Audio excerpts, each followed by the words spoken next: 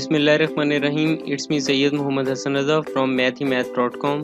Let's start with question number 9 of exercise number 1.2. The statement of the question is Rahil's income is 25% more than that of Rauf.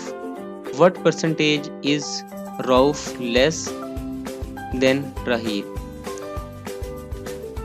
इस question की statement में ये बताया गया है कि कोई रहील नामी कोई बंदा है, इनकी इनकम जो है वो 25% ज़्यादा है रऊफ़ से। तो रऊफ़ की इनकम जो है वो कितनी कम होगी रहील से, ये हमने बताना है। हम सबसे पहले तो ये सपोज कर लेते हैं कि जो रऊफ़ है, रऊफ़ की इनकम 100 है। तो क्वेश्चन की स्टेटमेंट में ये है कि रहील की इनकम 25% ज़्यादा है रऊफ़ से। इसका ये मतलब है कि अगर रऊफ़ की इनकम 100 है तो ऑब्वियसली रहील की इनकम 125 होगी।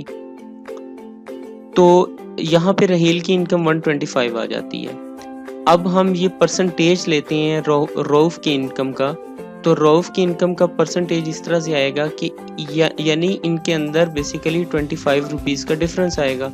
सो यहाँ पे डिफरेंस ओवर रहील की इनकम मल्टीप्लाइड बाई 100। सो यहाँ पे इनका डिफरेंस आया 25 ओवर रहील की इनकम आई 125 मल्टीप्लाइड बाई 100 जो कि 20% बची।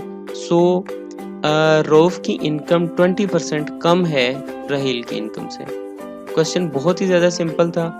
फिर भी अगर आपको किसी किस्म का इसमें कोई प्रॉब्लम है तो आप हमसे कांटेक्ट करें। हम कोशिश करेंगे कि आपकी तमाम क्वेरीज को इन टाइम रिस्पांस दे सकें। आप हमारा YouTube चैनल सब्सक्राइब करना ना भूलें। Thank you very much.